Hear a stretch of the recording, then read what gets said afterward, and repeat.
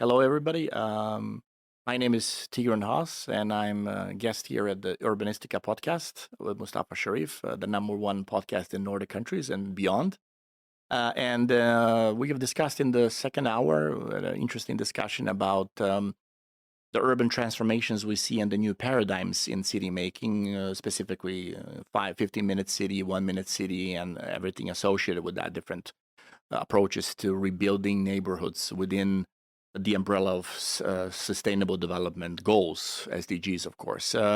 Also, the discussion is unavoidable when it comes to new hyper ideas of new cities being built around the world. And one of those 10 prominent cities being built is, of course, the Line, the new city in Saudi Arabian Kingdom, which is supposed to house around 6 million people.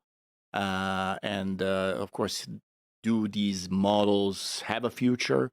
What are they based on? And what are maybe the necessities or the strategies that should be employed on the ground when it comes to development of urbanism in such countries like Saudi Arabia or the Gulf region? And of course, again, most difficult things, what is expected in the future and what kind of takeaways do we have? So it's been a pleasure to be here. And I'm based also, I forgot to say, based on the School of Architecture and Built Environment here in Stockholm, former director of the Center for Future Places. And I'm also associated with the Leventhal Center for Advanced Urbanism at MIT. Thank you so much for listening to Urbanistica Podcast. I am Mustafa Sharif, an urban planner, and you're more than welcome to join my big journey of exploring the making of smarter and more livable cities. Please don't forget to follow Urbanistica on the different social media platforms, and also let's connect on LinkedIn. Big thanks to Urbanistica podcast partner AFRY. AFRY is an international engineering and design company providing sustainable solutions in the fields of energy, industry, and infrastructure. Are you ready for a new episode? Let's go for it.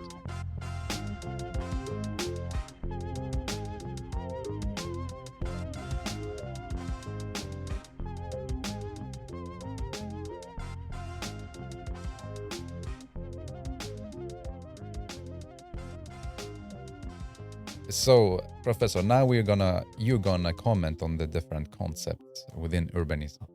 Yeah, but you told me that you love theory. Why? I'll do my best if I can.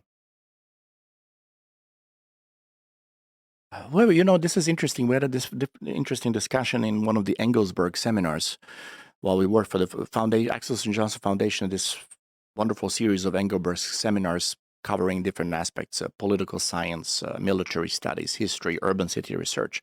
And once we had a wonderful discussion about the North Station, Norra Station, here, which is a baby of Alexander Volodarsky, right? Which is being built now as we talk, and we've seen the towers from MoMA being erected and have been erected and so on. And there was a very heated, interesting discussion. We had all the key professors from urban design over there, from Lund, from Chalmers, from KTH, a number of practitioners, U.S. colleagues. And my colleague, I think somebody brought it, and we need a new theory to explain what's going on. And Emily Talon, who's a professor of urbanism at the University of Chicago right now, the famous division of social sciences, one of the best in the world, where Saskia Sassen was, she said, no, absolutely not. We already have Kevin Lynch, we have Gordon Cullen, we have Christopher Alexander, we have Jane Jacobs. And then I said, no, Emily, I do not believe in that. Adele Santos once said, who was the dean of the School of Architecture at MIT and ran the LCO Center for a while, she said, we need new theories. We can't rely just on these old theories because the world is changing. And this is an applied social science. This is not, my late father, he in theoretical physics, especially in philosophy of science, he knew all the people. He worked with those best in the US, and one of them was Thomas Kuhn. He was very critical of his paradigms. But I'm not critical for the paradigm shifts in social sciences. And they're sort of, when you look at them, exactly. So I'm not saying we should have a theory every year, but comes a crucial sort of momentum or a critical mass when you see we can't explain this anymore. And this is why Rem Koolhaas was very good in explaining very complex and very transformative times. Yeah. Do you have your own theory about future cities? No, wow. If I did that, I will be probably signing books somewhere now. We don't have any bookstores anymore, but I will be signing in Amazon online. No. I mean, you worked a lot with urbanism, and you're in love with theories.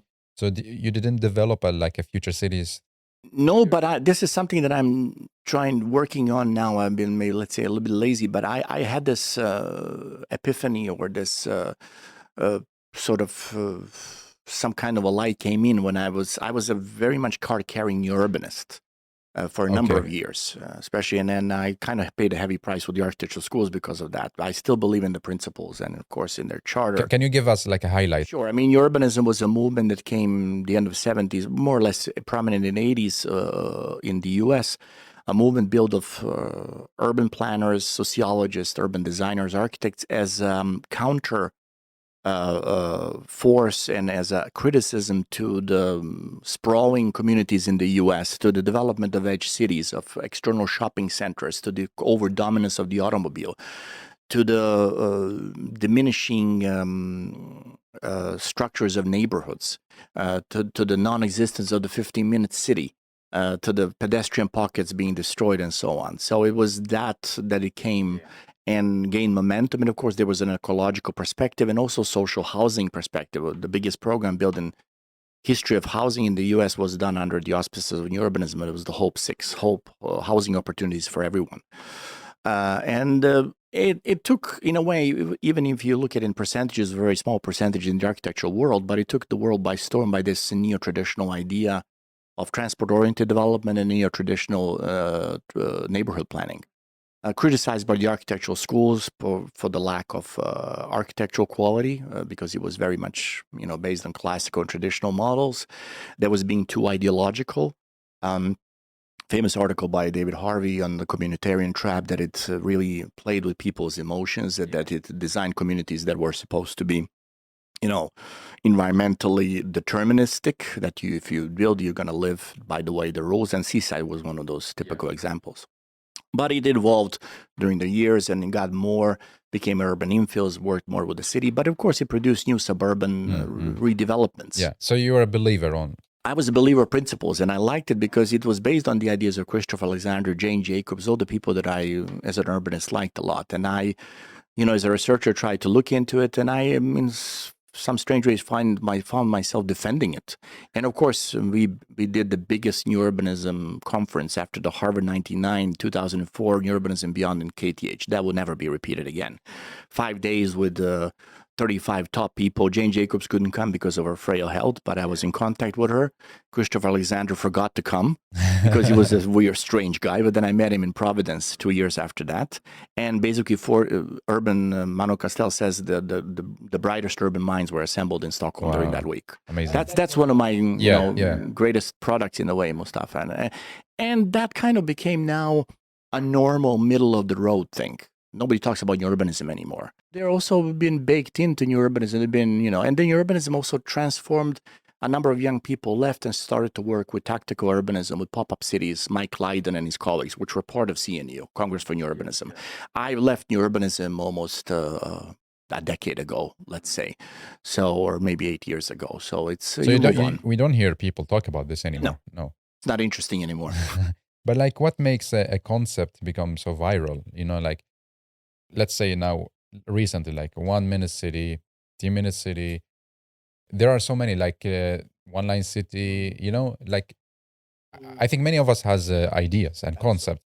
I mean, in urbanism, it was not an easy thing. It was a movement, of course, brought to the signing of the charter. And I think I can't remember the exact quote that Stephen Biko said, a great civil rights advocate that was killed in South Africa during apartheid. And I think Stephen said this. There's a beautiful quote saying that there's almost nothing impossible to do when you have a dedicated group of people that have a strong belief and a passion for something. Yeah. This is what New Urbanism, that was a group of people with maybe 2 or 3 prominent figures. And now this thing with all these new names, we had, I think there was an article by Jonathan Barnett from UPenn, 200 urbanisms. We have, everything is almost like an urbanism, but when you start to dig in underneath it, Michael Speaks, who was the dean of the school, and I don't know where he is right now, he's in Kentucky, he's moved. He said in one of the debates in University of Michigan, which I attended, he said, out of all these urbanisms, all these paradigms, there's only one. And he was not a pro-new urbanist. He said, New Urbanism. And they asked him why. He said, because it has strong principles that it's being built on. It has an organization. It has membership. It's like it's a formal. That's right. It's like it has schools where there were 2 or 3 schools that actually had programs in urbanism. Card-carrying members. It developed methodologies. It produced books and papers. So when people ask, is urban design a discipline? Of course it is.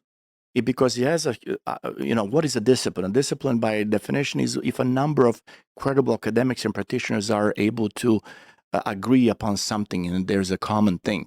And that's what it is. So in that sense, that was easy for that movement sprung like landscape urbanism came from academia. But in these other things we see, it's propelled from a combination of a single person coming up with an idea and offering it to a city, to a very forward-looking mayor, to a progressive mayor or a progressive city official, a city planner.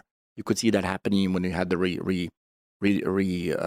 restructuring of the New York Times Square, where from the automobile dependent became a Hegelian public space. Then you have also in Curitiba, where you have the great mayor. Then you have the same thing now in Paris with Hidalgo, right?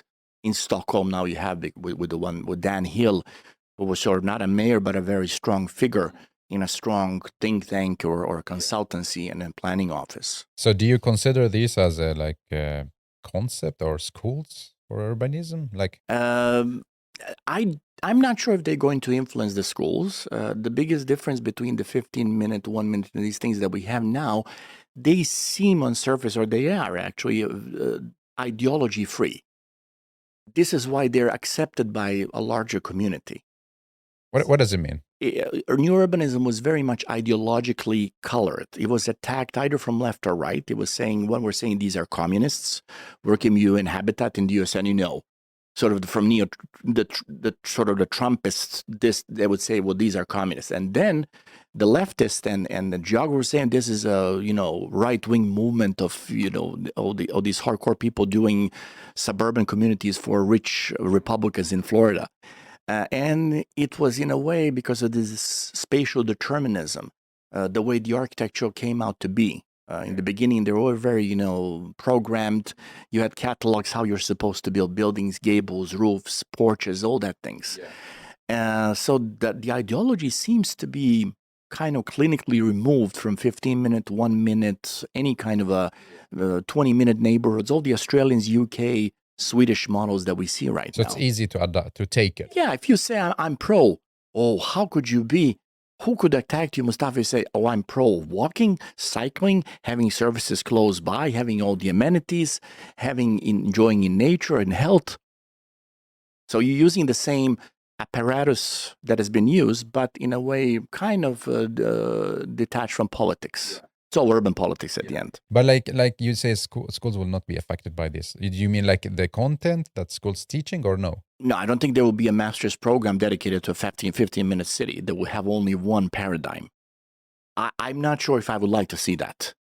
That means you were going to teach people, and then the big question comes, and this is, we could develop this very... Not even in 10 years?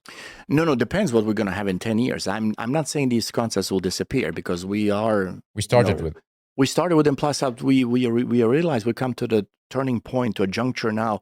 Either we fix our environments, or otherwise we're already, I think, past the midnight hour. I don't know where we're going right now. So at least we can maybe repair certain things. Although, as James Howard, counselor, says always, you cannot repair mutilated urbanism by bringing nature into the city. Like, the landscape, or we see these incredible pictures where streets of London look like a jungle in Amazon. I don't believe that's going to happen. Urbanism can only be fixed by better urbanism. Not by nature is great, but if you can bring it in a normal way, not sort of. So do you believe in the new concept? I'm not against the 1 minute or 5-minute city, a 15-minute city. I think one needs more research on it. One thing is, I think those that advocate it need to recognize the peers that have done this before. If you go to Clarence Perry, 1929, neighborhood model from City is a Machine, You'll find everything the 15-minute city has. You had Doug Farr, who's worked on the ecological aspects of new urbanism. You'll find the same things. You'll find pedestrian sheds, pedestrian pockets, Doug Kelbaugh, and the American things. You'll find in Australia similar models. You'll find the realization of urbanists that it's important with these shorter distances and it's important to recreate. The question is, which context are you employing them?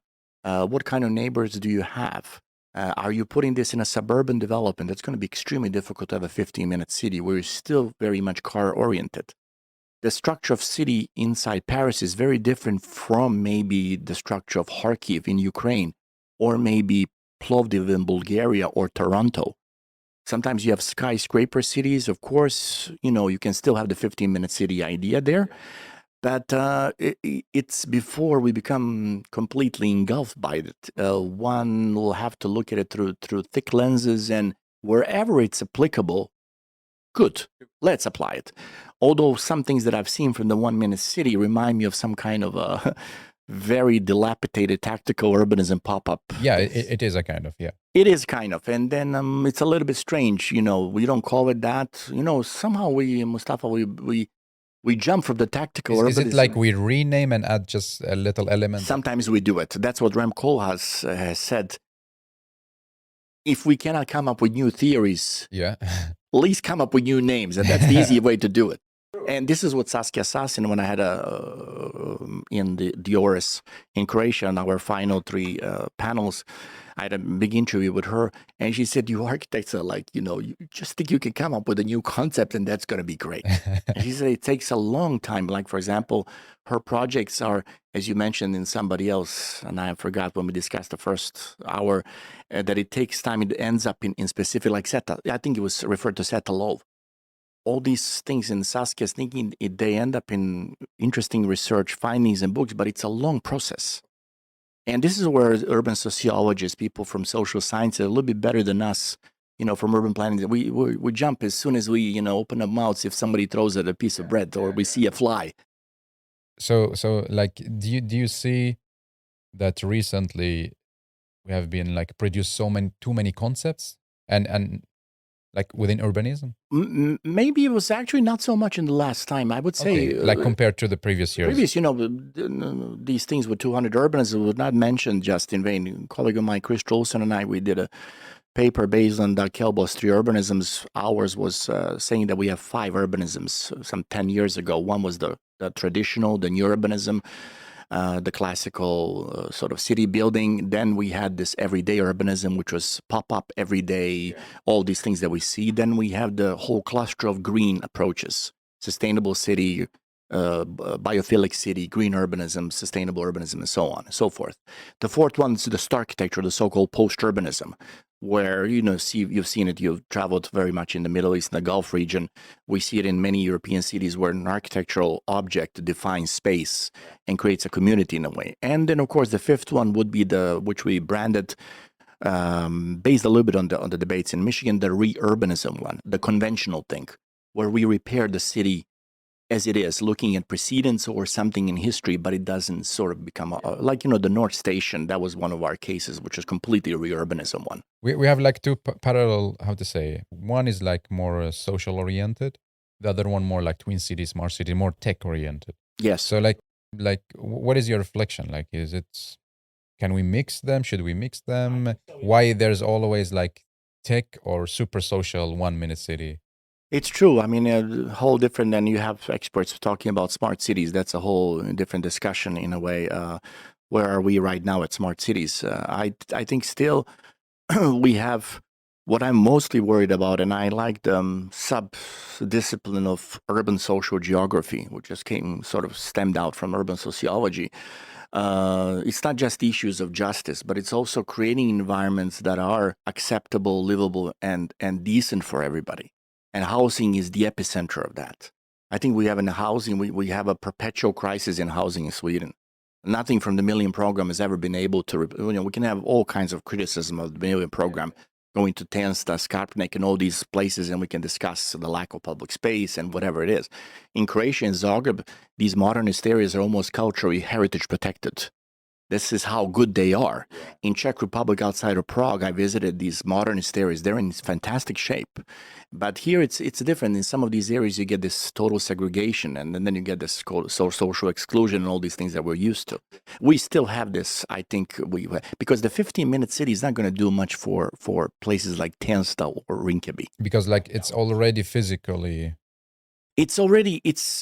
It's determined by a specific space or form. And then I'm always afraid that the 15-minute and 1-minute city, this is what the case was with New Urban. It's a very much Western product. It's a Western society. So people from Somalia, from, other people from Asia, from that you have that give this wonderful diversity to places, maybe will not be so, Dan Solomon always used to say, longing for belonging. Can we create places for belonging that people feel, I've come from Somalia, I'm living in San Francisco, but I have a feeling that I'm still have something of a cultural context of Mogadishu in a way, that I feel that I belong somewhere. And if you make a generic product, like a 15-minute city with pop-up things, hipsters will use it, people that ride the electrical bikes. But there's a lot of good ideas and a lot of good intentions in it. And this is what I think Carlos Moreno said at the I listened to the talk. I couldn't go to the center for the conference on International Making Cities Livable. And I think it was very humble in saying that, this is based on a number of ideas I've had. People have done it before. And I think he has implemented. And I think all these things are welcomed, Mustafa. I welcome all these new paradigms. But we need to be careful with all of them. Like before we continue talking, what makes like a concept become viral? I know like many urbanism have so many interesting ideas, theories, and concepts. What made like Carlos Moreno's concept or Daniel or like let's say another person became so popular and internationally, and what are the elements? Yeah, that's a great question. I doubt I'm going to have even close to answering it. I also wondered about that too. Is it propelled by this interesting idea that you launch it in a specific urban think tank, which has a specific strength and power, or in a municipality to show in a showcase project? Or you find a patron like a mayor who is wide open to these things? Or because some of these things have not come from theory at all. You did not have any of them saying, well, we'll build this on creative class theory by Richard Florida, or by the Who Owns the City by Saskia Sassen, or by David Harvey's, Rebels. No. They've come from practice. These people are practitioners. So this is interesting. And this is where urbanism came. People always think no, it came from practitioners. That's why it was so successful. So I would say probably the more successful movements come from practice. And I would say these people, how they get propelled, if somebody does something good in Paris, it's seen by other cities, right? This comes to the whole area of city branding, place marketing, which I think we had a very good research in our department, which is gone now, unfortunately. There's been 1 or 2 PhDs done. My colleague Chris Jolson has worked on it and others. And I think one would have to go into marketing things and see city branding. Okay, how do we brand a specific thing? It's easy to if something becomes echoed everywhere, if a prominent person or researcher like Seta Low or Richard Florida publish it. But if it comes from somebody like Moreno, who was not that visible before, Dan Hill, honestly, no disrespect to Dan, I didn't know about him before I heard about the 1-minute city. Sometimes you can have a good outlook. People around him knew him probably. But now he's like, a brand name everywhere. Or Brent Todarian, who has been behind the Canadian Charter of Urbanism and is the most followed urbanist on Twitter, about 250,000 followers, much more than Florida, has also been advocating the car-free cities and transportation-oriented development. So I can't answer this for I'm going to ask that question to somebody, or I will ask myself that question. I guess you talked to Dan and you talked to, I don't know if they said something how it became viral or... No, I didn't ask them actually about this but now I start to think about like many of us with ideas, but what makes an idea became viral and people start to believe in it? Like what are the elements? It's like when you do a YouTube video, okay, you should think about the title, like the camera. There are some elements that makes your YouTube video goes like viral. Absolutely. I mean, if you remember, but then again, this comes from rather prominent researchers, but the concept of social capital, which is not new, it's been discussed by different philosophers from number of decades and decades, became almost prominent when Robert Putnam published Bowling Alone book, which was a mega bestseller, saying that, U.S. is losing social cap because we're not bowling together anymore. We're bowling alone, looking at and he did it in a very heavy quantitative way, looking at the fall of membership in different organization, communities, churches, and so on. Same thing was done with Samuel Huntington when he published an article on Clash of Civilizations, which is a very controversial thing. That we're going to have the clash of, Christian and Islamic civilization, Hindu and Western, and so on. And maybe in many ways, it was confirmed. But that article in Urban Affairs was like a blow. Those were like in social sciences. In natural sciences, you have people come up with breakthrough findings through experiments and so on. But in our places, it's a brilliant question. Keep it for, it's like, I think we need to think and ponder about this. But I think in these specific cases, I would say it's the organizations that they launched the thing, because it was Vinova behind Dan Hill, right? If he was, let's say, just a professor in one of the university where he was based, maybe he wouldn't catch it all. You have a lot of, when you say that, and I had a rather good control, most of the books coming out in urbanism, there's so many good things published that I looked at that Mustafa, nobody has a clue about. Maybe a few people have read it. And I thought, why didn't this become a paradigm? Just died out. It just died. So that's why you ask me, do I have a paradigm for future cities? Am I thinking, I don't even dare to think if I can launch this, it has to be something really original and really good. Okay, so either like a big organization or a mayor believing in it. I think so. Mayor is extremely important because of practice, right? And if it comes from a big urban think tank, or if it's launched by already established figure. Yeah, exactly. Yeah, with a credible. So when you say that, okay, when it comes to 15-minute city, 1-minute city, we need to be careful in implementing. Why? In which way? Implementing what kind of contextual, when you look at the civic design of different cities, they're different. The layers they've been built upon. As I say, the cards they've been dealt with, like in poker, you don't always get a good hand. Las Vegas didn't get a good hand like Toronto, Vancouver. Vancouver is morphologically, topologically set in an absolute wondrous position. Las Vegas, what did it have? Desert. And it became a strip, right? And now it's still struggling because of that. So some cities have dealt, but of course it won on poker because you started to use the entertainment industries on its own benefit and created this model of the strip, which was a model almost duplicated in so many cities in the U.S. So it's where do you apply it? What kind of context do you have? What kind of cultural context there is? What kind of architectural matrix you have? Is it what stage is it? Is it a modernist thing? Is it a classic? Is it something from 1910s, 20s, 30s? Is it 18th century buildings we have here? Is it completely socialist stuff? And of course, it's let's not fool ourselves. We're not getting rid of the car immediately. If everybody thinks this is going to happen within a few years or something, they're delusional. There's a beautiful chapter of a book by professor from Luxembourg. Here comes the COVID cloud. Now I always forget it. It's close to me. I think it's called Sustainable City, and it's I'll try to remember his name.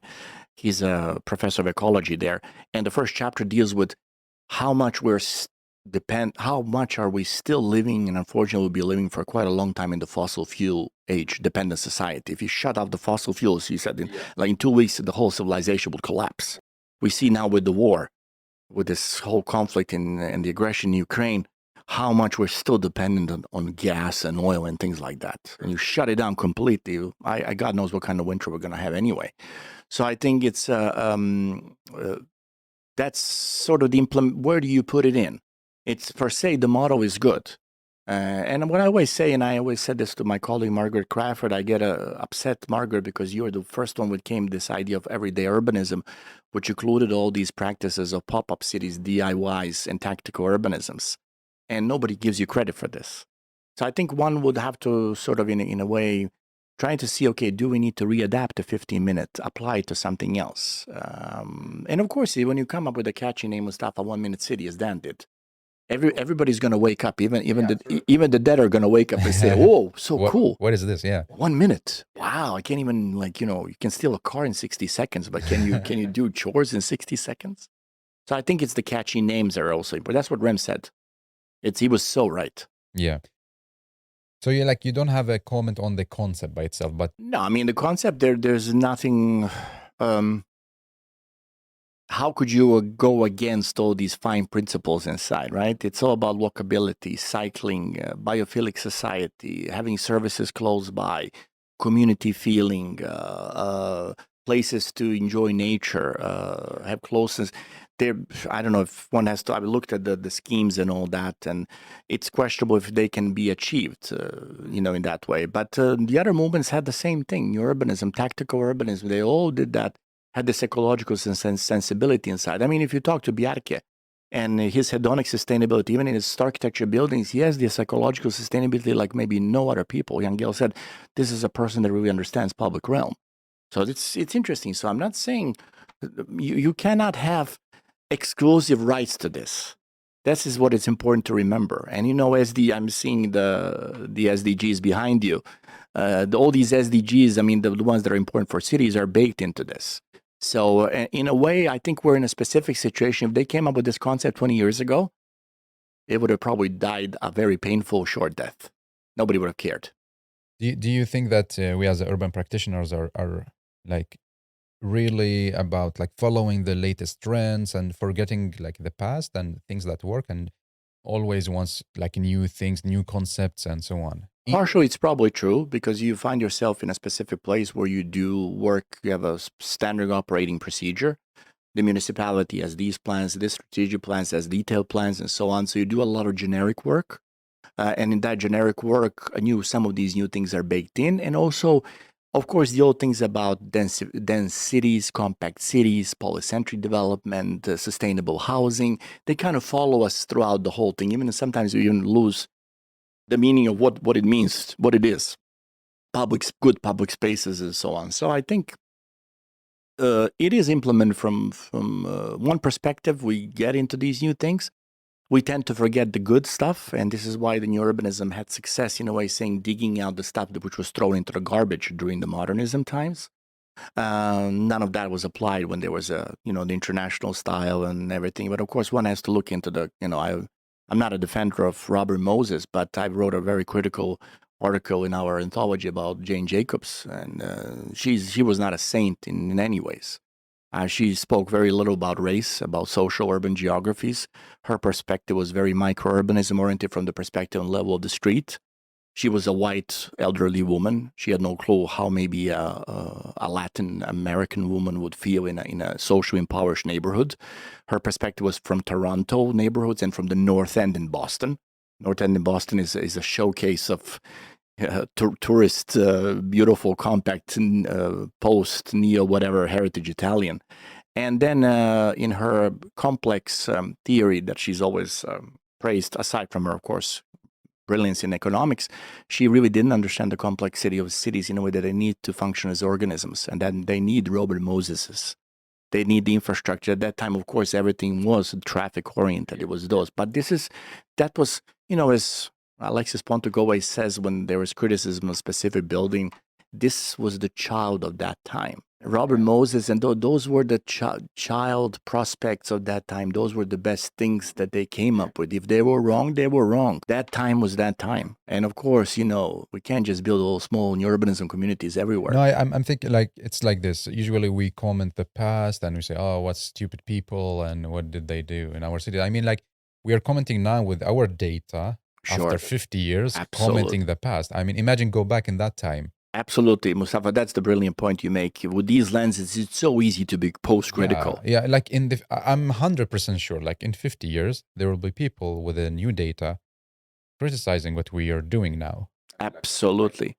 I had a nice conversation with a good friend of mine, Rahel Alterman, and she said, I've seen in planning and everything, now we have this sort of retro transformation of contextual ideas. It's like they were all wrong. It's like you go, let's have a time machine and we'll go into 1930 when they're going to change everything.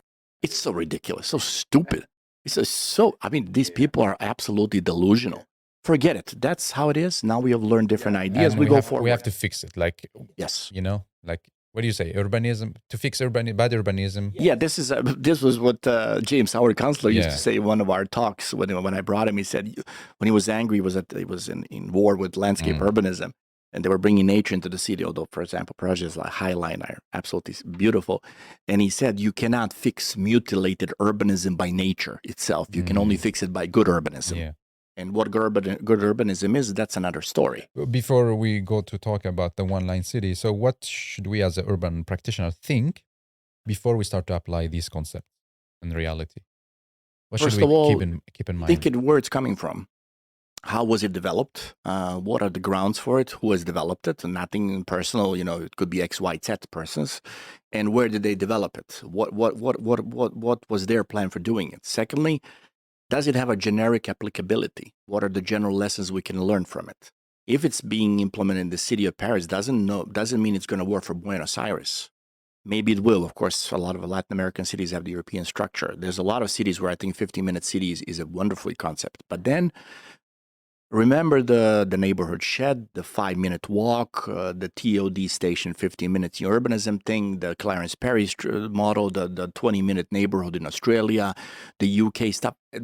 Everybody's been doing this in a way. They've been trying to answer these questions and put these alternatives, everything from the garden cities and beyond and so on. So there's always been some kind of there was a need in our disciplines to come up with something new.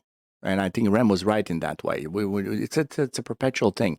But that's the one thing to see. Can it be applicable? Where are we applying it? And what can we extract something which is good out of it? Maybe sometimes not the whole model is very good.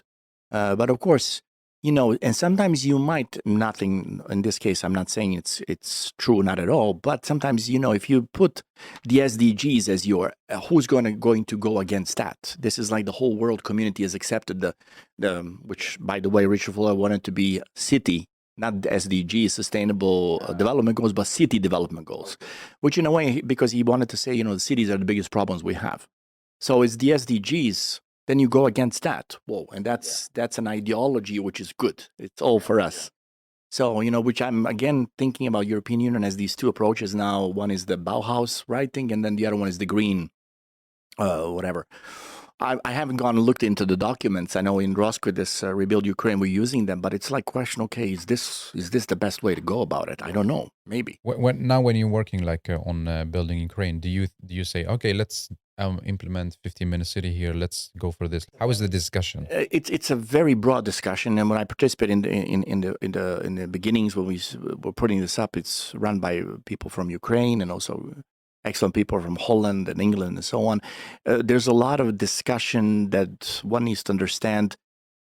And I brought this also questioning the macro, the meso, and the micro scale. I think this is important. This is what I'm always very grateful that I've done a PhD within regional planning, that I sort of kind of understand there is the macro metropolitan scale. Then there's the neighborhood one, as Peter Kaltorp said, whatever you do in a 15, let's say, minute city, it will have repercussions on the metro level. It will have something on the urban or rural areas. There will be some connection, either in traffic or exchange of goods and services or whatever. So I think they're thinking in a meta way. And of course, there's something, sometimes you rush into these reconstructions, like there was one in the former Yugoslavia. A lot of money was wasted into nothing. A lot of billions were wasted because there was a rush. Okay, what do we do? Of course, after wars, now in Ukraine, you're going to have to rebuild the main services. Infrastructure, water, waste, sewage, electricity, telecommunications. Then the big question of housing comes in.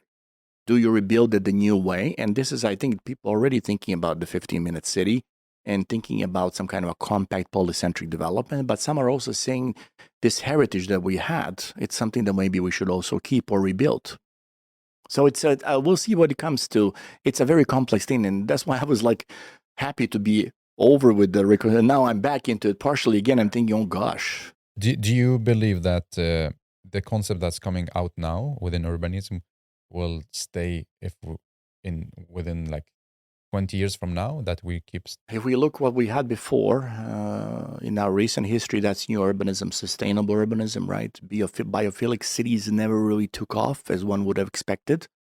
Some of my colleagues were very much involved. Timothy Beatley was one of the propagators of the moon. He wrote a beautiful book about it, and that was very much about living with nature. Not living in nature, but living with nature, and that means also growing food in the cities. It's all these things, and there was a big hype about that. My colleague Karin Bradley's work with circular economies, that has taken off, and we see there's financing for that continuously. That's become, but these are all become streamlined, normal, middle of the road things. New urbanism, nobody talks about it, but if you look about it, it's always been there prominent for 30 years. But let us not forget, it was propelled by a massive movement in a way. Almost, every municipality had somebody who was advocating it. Schools were adopting to at least 2 or 3 schools. Membership was huge. There is no membership for 15-minute city, and there is no unison feeling that this is a new paradigm that should be implemented in the European Union. I think I'm afraid of having these grand schemes. I think countries should be left and cities to develop on their best, knowing where we are. And we all are sensible now. We know, we can't continue like this. So we're going to use the most sustainable practices we have.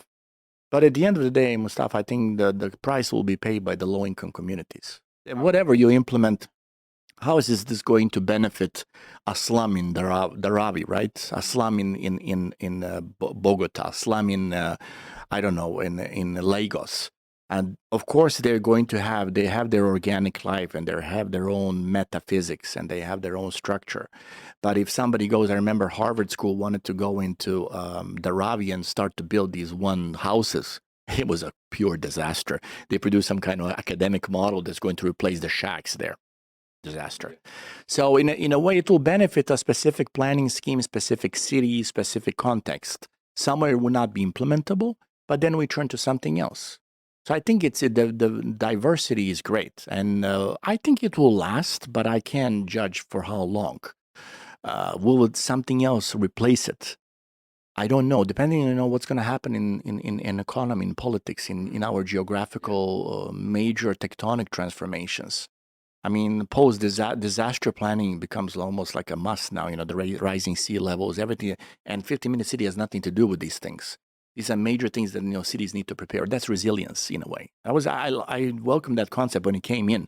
I like that very much more than sustainability, because sustainability was like, we keep the game as it is. Let's not screw it up more. But resilience was no, we go proactively in, and we fight, and we stop the. Yeah. What do you think about? Okay, now I have 2 things: one line city and placemaking. So, what do you think about the one line city in Saudi Arabia? I've been reading quite a lot recently about it. I can imagine. And both of us have experience from the Gulf region, Dubai, Abu Dhabi, Qatar. And one sees these cities and you wonder, I think Prince bin Salman is thinking, okay, I'm going to bring something new in. Completely.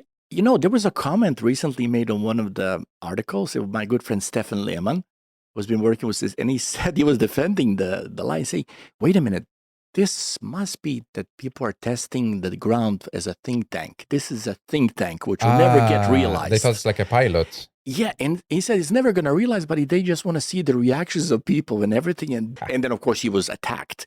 But I think there might be some truth in it, in a way. Maybe it will be some kind of a experimentation zone. Of course, when you look at it, what is it? We're talking about 6 million people. Is it 6 or 6 million people? Horizontal city. Linear cities have had a bad track record in history. The one which was criticized by Jan Gehl, that was Copenhagen, in Sydstad, right? Sydstad, where Bjarke Ingels has his famous buildings. And I visited, we took students there. It's based on transportation, very difficult to create any public space when it's like a linear thing flanked by architectural masterpieces and so on. And then you have Soria Mate, you go back, then you have, of course, Corbusier and all these things. But we're living in a different age. We have to remember this is one of the richest regions in the world. They can do whatever they want, although the economic cities which were planned there, right, they're more or less, they haven't been realized. We work actually with Saudi Arabia. We did that in our center. We still have something which we're working with them. It's very nice to see their way of thinking. And of course, they're also longing for things that we talk about, the community feeling, the regional perspective, and so on. Also, the thing is that it will be questionable, how, even if this is developed, if we get into a major crisis, how this will be managed. And of course, it's a combination of smart cities, of some kind of a supersonic hyper community. It's sort of like Elon Musk came in and he had something to do with the Marvel movies, and it's an extraordinary visionary project in a way. It reminds me of it's not even Blade Runner; it's post Blade Runner world. It's missions to Mars. But one is afraid, where will it end? Is it just a testing ground for ideas that will maybe never be implemented? Because you visited Masdar, right? Yeah. And I know when Ulf and I were there, it was just beginning. We were very, very worried that this is not going to happen in the end. And we thought, gosh, it's going to be very, very difficult. Again, it was something which is car-oriented, and then you had this huge airport nearby, and it almost feels like a suburban development, a mega suburban ecological development. So either it's a think tank, either it's this fantastic the idea that the prince has that wants to build, but it's a different context. And after Dubai in Abu Dhabi, which has a different sensibility, Abu Dhabi went to the different, which I think is good. I can believe anything is possible. I think it's possible, but living in this age, this is such an enormous undertaking that it's, and which we always thought Dubai could never happen. It did happen, and it happened, and now it's one of the wonders of the modern contemporary world. Regardless of what you can think of urbanism, architecture, whatever, and your urbanists worked there. Everybody went down there to work. So either it's a think tank for testing ideas, either it's something that might happen in a limited level, limited scale. That means that would be the worst thing if it's something little is built, not the whole thing. And also, who are the people who are going to live here? Who is going to be moving into this city of 6 million people, right? Who moves in? And then do you implement all these smart technologies? Of course, I think there is and this is not a Saudi fault at all. There is a fault, and I'm extremely worried about this delusional thing about this Mars stuff.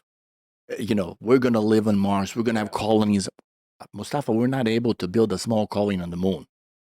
And, yes, the person walked on the moon not that long ago when Kennedy, and we remember how much it took. So I know Elon Musk is Jeff Bezos, they're living in a strange world, but I think it's a delusional world. And when these persons disappear from the scene, I doubt we're going to have these missions to Mars and colonies. So, but of course, it's right now in architecture, due to parametrics and everything's happening in architectural design, everything is possible. Everything is buildable. If you put the money in and so on. But remember, we used to show in our master studios these movies, different from, and there was a movie now, I think it was one movie in Saudi Arabia with Tom Hanks, which called, I can't remember, he was coming in and there was a big IT tech company being built in the middle of the desert and in the housing, but everything kind of stopped halfway. So it's very difficult to know. I should be maybe as a more traditional, let's say, urbanist in a way, that I still maybe have a little piece of me be very critical. I know a lot of my colleagues are critical of the idea of the linear city because it didn't work. But this almost has nothing to do anymore with linear cities, because it's bringing these incredible technologies into place. And the smart city thing, of course, building in the desert, it will be, as one of my famous comedians that I like, Bill Maher, says, where many countries are now importing sand. Sand is running out. So if you're running out of sand, it's like, okay, let's see what. The big problem for me is, of course, on the global scale, this is what Sir Jonathan, is it Barnett, if I remember, he was the main advisor to the UK government on sustainability. UK government had, only government in the world would had an advisor on the government scale on sustainable cities, and then he resigned, knowing what's coming. And he said the biggest thing that's coming, this storm is going to hit us. It's the question of sustainable food production in general, the lack of resources and the water scarcity.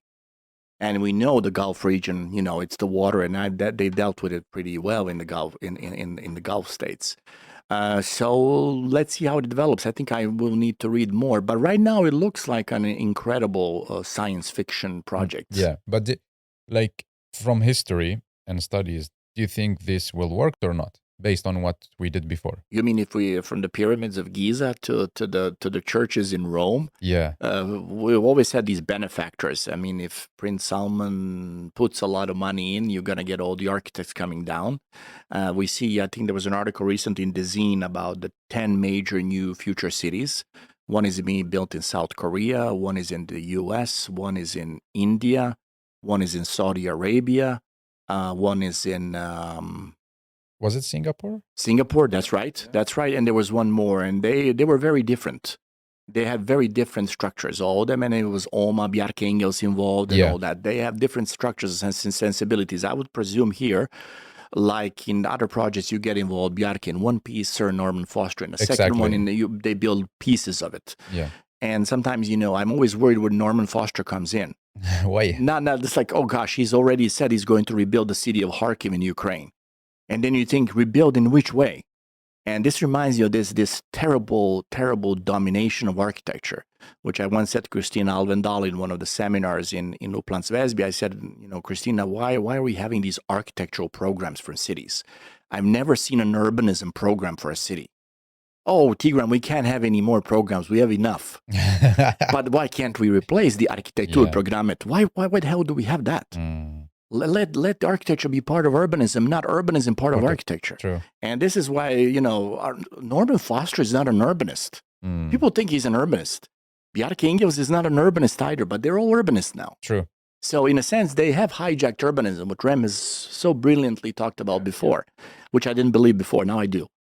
So I'm worried, I'm afraid it's not going to be built. At all? No, maybe modularly, something will be built. If it becomes Mustafa built, I will resign and become a cook.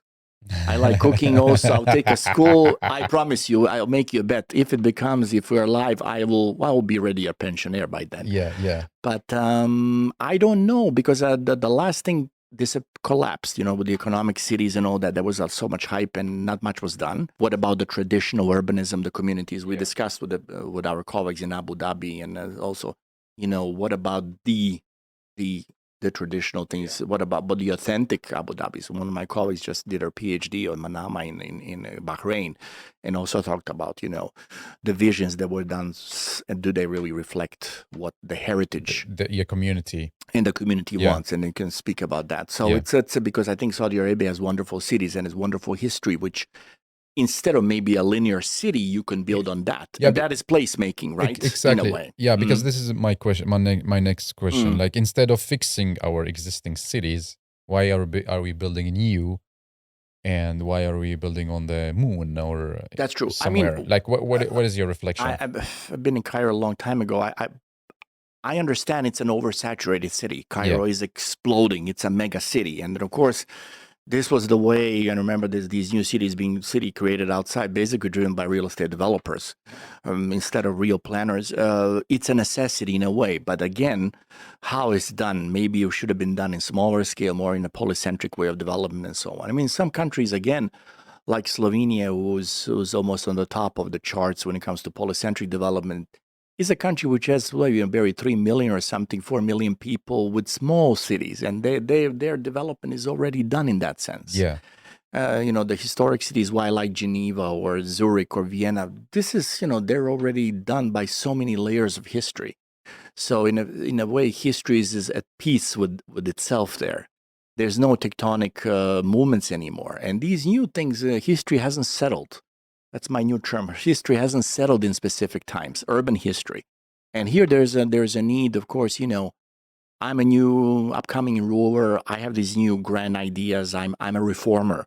And of course, people in history have done that. I have these commissions, and I will be remembered by this. I will be remembered as a great figure. I'm sure that's in his head, Prince Salman's, and I think it's great. I commend that. But instead of maybe this, get an advisory board of 20 maybe smartest urbanists around the world. And when I say urbanists, I mean urban sociologists, urban economists, planners, designers. Not only architects. No, God, no. They should be in minority. And then ask them, this is the problems we have in Saudi Arabia, in the kingdom. This is what we would like to do. I mean, people are already doing that through the consultancy. I mean, when I was in Abu Dhabi, it was swarming.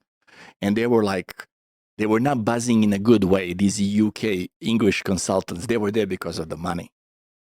So I think some kind of an advisory board and say what will be the best for Saudi Arabia. Like countries should set up a strategy of the coming 3 to 5, 10 years. This is what I have an idea for the line. And I don't know, I think the advisors for this project are people from the movie industry and also from the Starchitect corner, Foster and Hollywood and Marvel Comics and all these science high-tech companies, certainly Amazon and whatever, Tesla, because they see enormous potential for their companies and their products and the way they do things that they can implement, because you can't do this everywhere. No. So through history, like building a completely new city, is it working or not? I think we talked about Chandigarh right before. Then we have this. I don't know if that was completed at Romanian cities. Then we have the new capital. Where was that new capital? Was it in Malaysia or right? One would have to. That's actually a great project to do. That's something good to do to see if the new cities that have been being built. Remember, there was a city being built in the UK. It was Milton Keynes.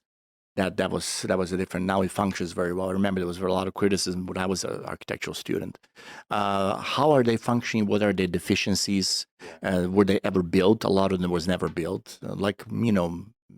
Thousands of different projects in architecture and urbanism were never built. Some of them actually looked pretty good.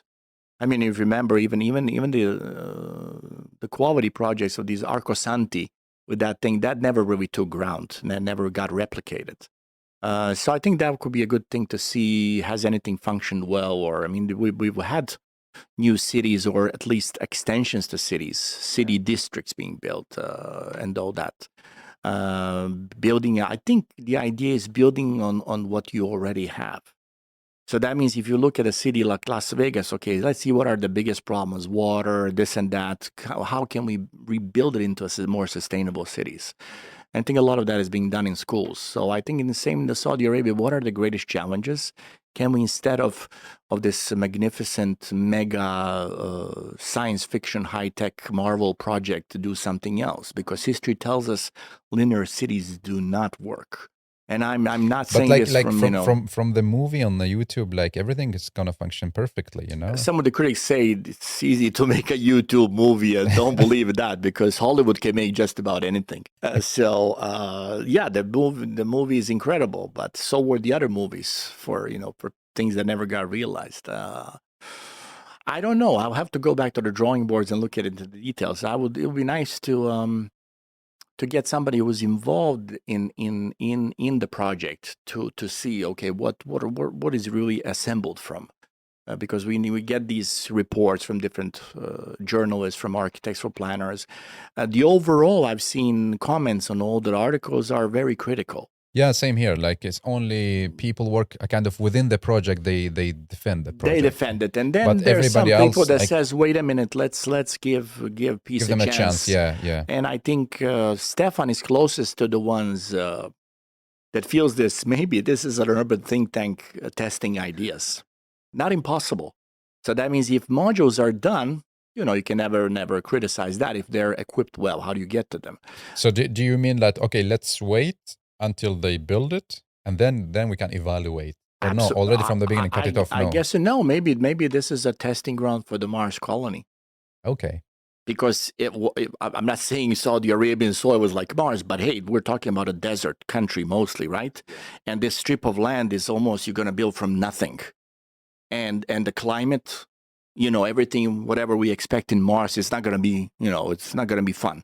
So it will be, you never know. So there's a lot of people having vested interest. And then you have this great patron saying it, let's do it. Let's do it. Exactly. So I'm I get slammed maybe from my former traditional friends. I think I'm on Stefan's line. It's a think tank. Let's see what happens. Let's see. But do you imagine yourself living in a linear city? Well, that means the best example I could take is the Sydstad, right? The one in Copenhagen. Not really. Staffan, can I be honest with you? No, I don't think so. Maybe I would be advocate of the 15-minute, or I would rather walk. That means I would have to take the, some kind of a commuter train or light railway and all that to get me back to Copenhagen. So that means I'm a more an advocate. I had a question recently who asked me somewhere, where would you like to live? It was Brent Todarian on Twitter. What would be the city you would move to from your current city? And my tweet got retweeted a lot. Brent retweeted it right away. And I said, next city for me would be city of Zurich. And I said, why? It's, you have culture, you have nature close by, you have walkability, you have layers of history, you have the best transportation, public transportation in the world. You have close by countries in Europe that are beautiful. You have good questions of housing solved. Of course, the economic parameters are difficult because it's a very expensive country. But even for those that are not well off, they can survive in Switzerland. So I said I would probably move to Zurich. I would like to become a citizen of Zurich. Yes. So the last section of this episode is about placemaking. Yeah. We commented the concepts: 15-minute city, one-line Right. city, linear city, or one. Is it no, not the one-line city? It's like line city. Yeah, it's a linear city in a linear way. I think city. you're right. Yeah, Yeah. it's Sori Amata's example. I recommend everybody to look at that example. Okay. Placemaking. Yeah. It's growing up from 1970. Sure. What did Margaret Crawford saw in our Athena lectures where we had these 25 prominent female scholars? She said placemaking is a feel good. It's like, what's that song from the Cocktail movie, Hippie, with Tom Cruise? I don't know. But she said at times she's worried that the concept is so generically implemented everywhere and that people think that the results of it will be wonderful for everybody. And then she showed these cases for the low income communities in a way that, even if you've build a sand square or whatever in Detroit, middle of Detroit, how much is that going to help some of the neighborhoods in Detroit, people that are less well off, that never could venture there? I think placemaking, and we had a PhD, Ryan Locke did a PhD in placemaking using Detroit as an example. He also looked at it in theoretical perspectives, how the concept was built, applied. Placemaking has been something which Project for Public Spaces have been advocating for almost 50 years. And we know it's Fred Kent. Also, Jan Gehl was one of those first people there. It's really the focus on the qualities of the public realm. How can public realm becomes a focal point for doing cities better, for making livable places? And that means not just the European traditional squares, which Leonard advocated, but also market squares, marketplaces, street corners, different smaller street pockets, pedestrian pockets, neighborhood pockets, and so on. So in a sense, I like the name of placemaking. This was supposed to be our guiding line in the Conference for Future Places, which was supposed to come into the final document in Quito, but unfortunately did not. I think that was a mistake because it was an already established concept. And here we come to that thing, as you say, you want to establish something else. I remember there was even an idea, let's establish public spaces as a separate academic discipline. Impossible. It's almost impossible. It's shared by so many disciplines. It's a theme for research. It's a field maybe of inquiry. But it's not a discipline. It will never become a discipline. But placemaking has been an established practice concept that practitioners used quite a lot and advocated by PPS by their practice-oriented, William White observational studies. In terms of theory, LFM Pafka have written a beautiful article on observation as part of the, in a way, sort of these epistemological approaches in urbanism, where you have people like Christopher Alexander, where you have Kevin Lynch, more analytical, where you have Alan Jacobs, Jane Jacobs, either by observation or collecting on the ground data by different ways, and then producing knowledge or producing what you see, what cities work and what cities don't work. And then, of course, Stephen Marshall criticized urban design as a quasi-science. Nobody said it's a science in a way. But I think that part is it's an accepted global concept. We have this, Gehl has been using, and Gehl has been extremely successful in having followers of this, PPS, STIPO, you name it. So in a sense, one has to be careful. time with everything, but in a way, who does it benefit? Was it, and how is it being employed? There is no generic, in a way, I would say probably PPS has developed the biggest sort of vocabulary, some kind of a syntax and grammar for placemaking, while the others have just used this as a term for refurbishing or revitalizing places. So when PPS comes in, you know what to expect, what kind of a placemaking scheme there is. But then again, placemaking is also used indiscriminately for all kinds of things. But again, as a concept, it's two words that are together. Sometimes you don't know if there's a hyphen or if they're separated, or is it placemaking? That means you have an intention to make a place. Not let it, as Margaret Crawford said, through everyday urbanism, develop organically or develop through the storytelling of people or through the practices of the neighborhood. No, you come with a specific, you advise a city, you advise planners, you advise people. Of course, PPS will tell you we always include the people. Who doesn't? New urbanists also have their schemes of community charrettes that they come up with 2-3 proposals. We have that here in Sweden in different ways always. People get involved.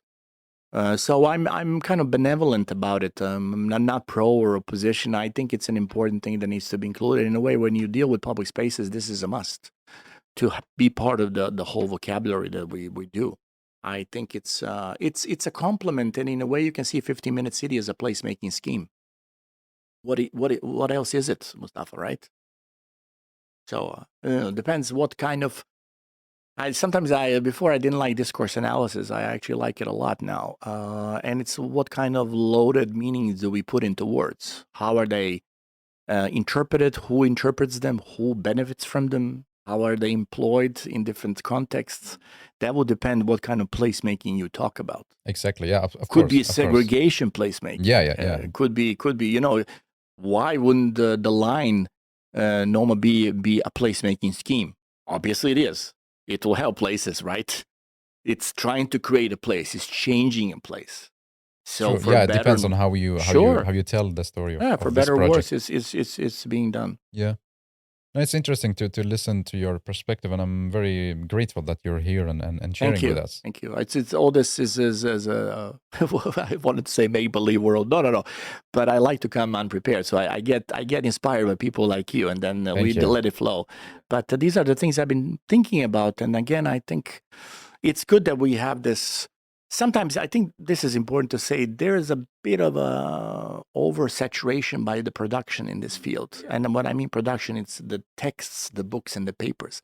I've never seen so many books come out on urbanism right now, and you can actually digest them. Some are very good, some die a very painful life, some, pass the radar and are smuggled, and it's like so many good ideas are gone. There's a lot of bad ideas out there. There's a lot of useless writing, I'm sorry to say. It's like, what is this for? Who is this intended to? But I'm always kind of sorry that I would like to see more done on writings and more research and more solutions for housing, for low-income housing. Housing is one of our biggest cancers in every place around the world. And that's your first place, Mustafa. Second place is work, and then third place is the public realm. Yeah, like the prioritize. I can live without bistros and coffee shops, but I can't live without a roof over my head. So in the end of this episode, it's about you giving messages. And if you don't mind, I will make a video of this. So the first one is going to be about you giving a message to yourself. A message to myself would be... never stop thinking there might be innovations and new thinking, new ideas within urbanism. It's an enormous field of thinking about the transformation of cities from all kinds of perspectives, where physical form is a very important place, and also each context requires a specific approach. So I'll never stop believing in those two things. Yeah. And now a message to all the listeners, urban practitioners, 3 takeaway messages. I thought you were going to say 1 minute message. Espresso shop, yeah. 3 takeaway messages, right? try not to stick to your own embedded original first idea or ideology about city making, place making, and urbanism. Not meaning that you need to transform and change ideas all the times, but you need to adapt and be susceptible to adaptation and to change. Second takeaway is that history cannot be jumped over in different phases. History has a specific flow and a red thread. That means we can learn from good examples and from bad examples. And then there is a specific urban historical development for cities and municipalities and neighborhoods and so on. So in a sense, what I want to say, ideas are always being built from different ideas. It's an overlay of ideas. And we are just one little puzzle in the coming linear city of ideas that's going to happen.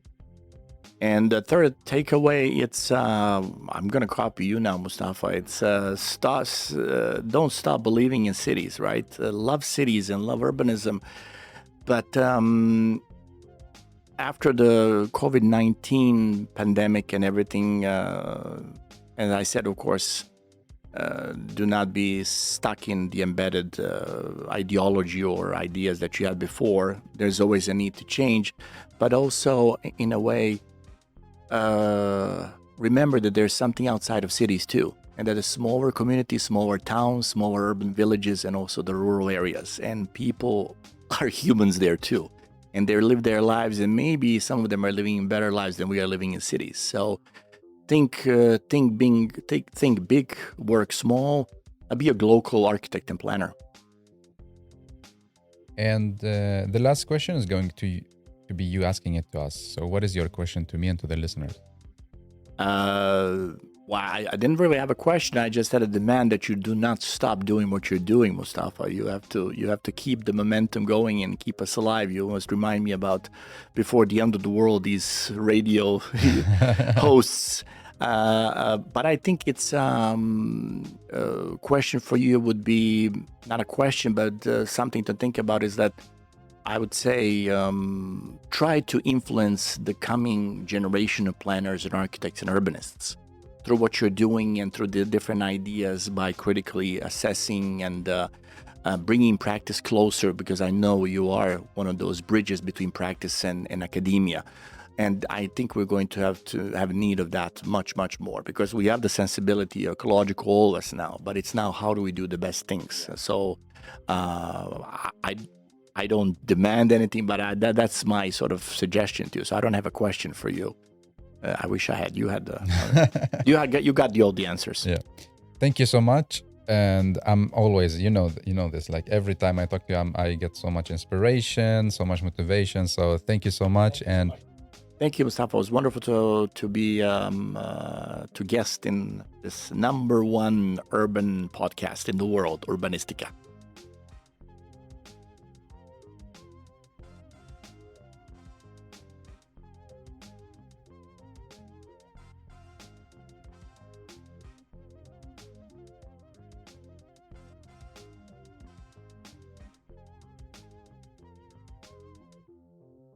Well, thank you so much for listening to Urbanistica Podcast. I hope you really enjoyed this episode. You learned something new and also got inspired by the guest. Don't forget to share the episode on your social media and recommend it to people you think they are really interested in this topic. Thank you so much again for giving your valuable time to Urbanistica Podcast. I am Mustafa Sharif. Keep up the good work. Keep loving cities.